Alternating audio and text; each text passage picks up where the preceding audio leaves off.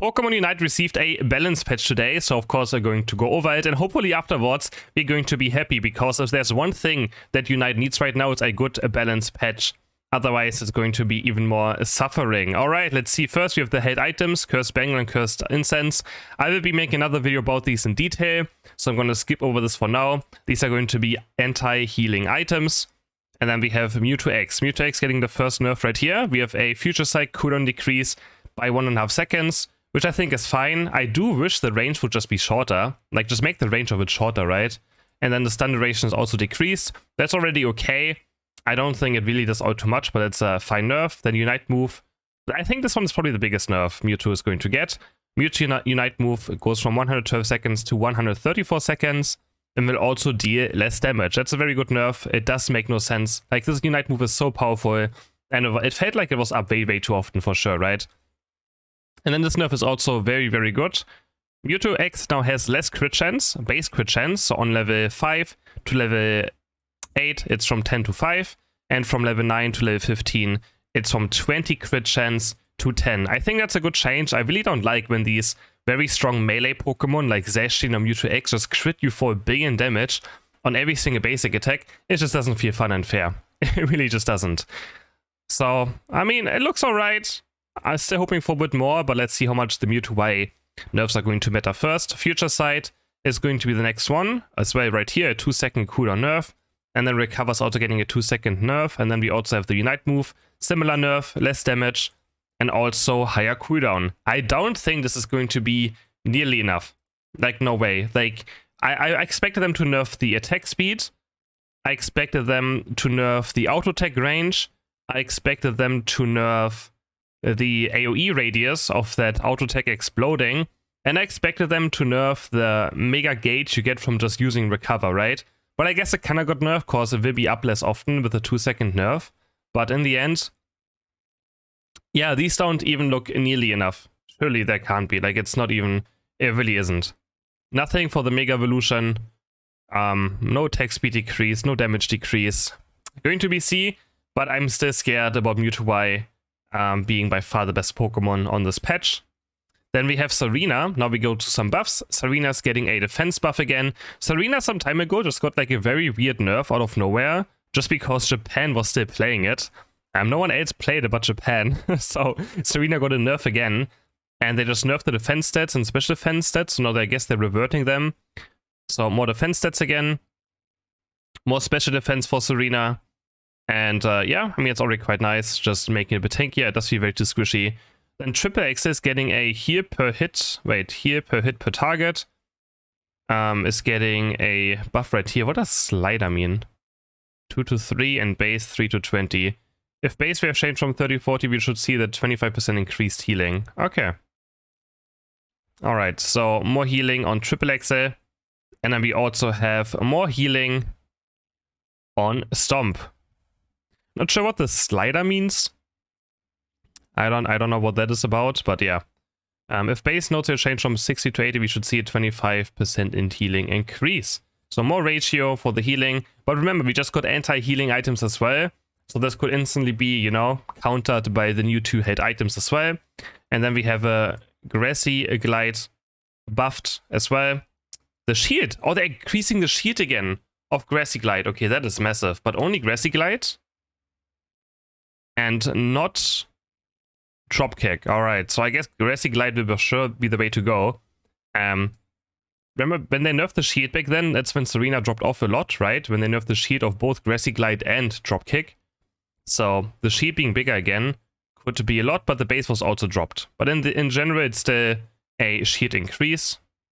But what does it mean? If base were maintained at 300, we should see a 20% shield increase, but it's not, right? So the base got lowered, but the ratio got buffed. Okay, I don't know if I like that too much, because I feel like now you're even more relying on attack weight again, right? Like, Serena is a Pokemon that heavily relies on getting attack weight stacked. So if you don't stack your attack weight, it could be a bit annoying. But besides that, it should even out at some point and be even stronger for a late game, especially if you get your attack weight stacks in.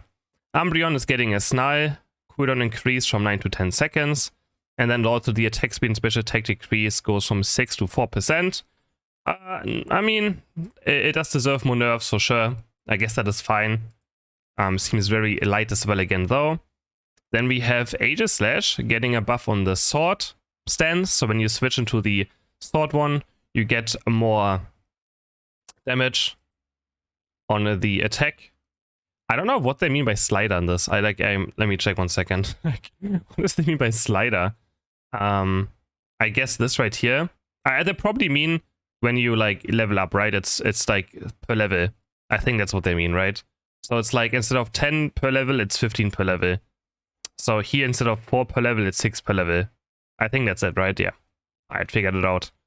That's what it's just per level, the base stats you get from leveling up. So every time you level it up, it's now just 5 more every single time.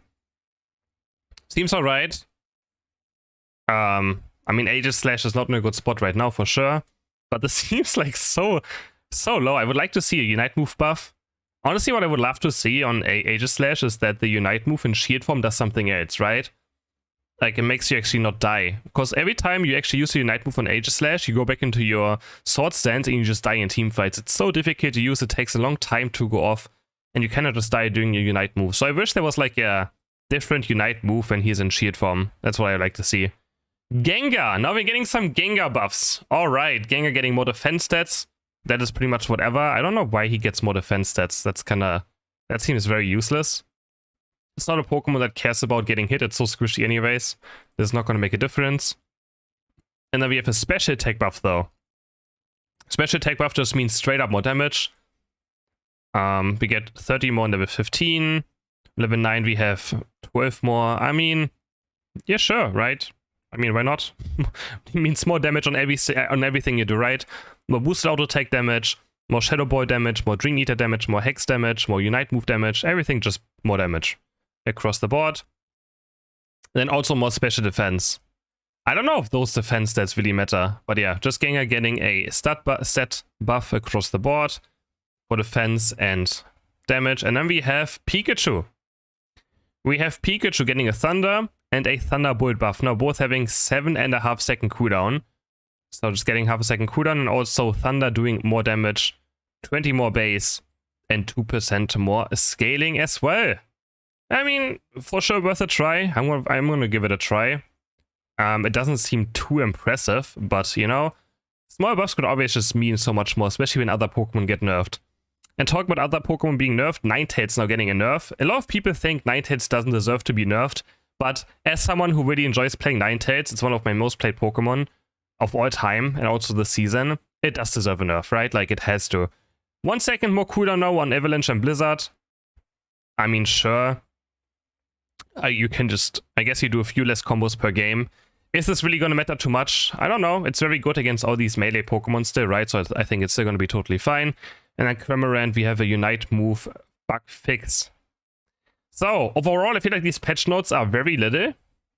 I would give it like a 4 out of 10 in rating. Might be a bit harsh, but they don't seem too exciting on the first look, right? A lot of Pokemon ignored. And also, where's Lapras? How is Lapras not getting a nerf? But like, honestly, how is Lapras not getting a nerf? Zacian also deserves another nerf. Lapras deserves a nerf. There's a lot of Pokemon, like if you go right here to the meta stat as well. Like, I do think they should nerf Lapras. Like, I'm surprised they're not nerfing Lapras, right? But Umbreon got one at least. The rest, I guess, are fine. Down here, though, I wish I would see some, like, Absol or Dragapult buffs, right? On general, I would like to see Sylveon's Unite move having a lower cooldown. Those are things. Greninja getting a bit more HP would be nice. You know, there's a lot of things, a lot of small things they could do to the game to just balance these bottom Pokemon. But of course, if Mewtwo Y nerfs actually matter, then in the end, you know, maybe it's going to be different. But I don't think these nerfs are going to be enough. Let me know in the comments what you would rate this patch from 1 to 10.